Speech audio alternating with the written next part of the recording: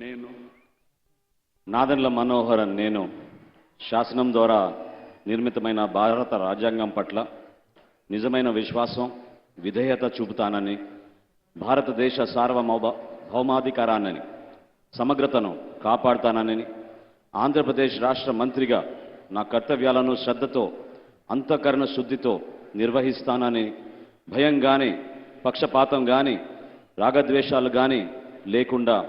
రాజ్యాంగాన్ని శాసనాలను అనుసరించి ప్రజలందరికీ న్యాయం చేకూరుస్తానని దైవసాక్షిగా ప్రమాణం చేస్తున్నాను. నేను నాదెండ్ల మనోహరన్ నేను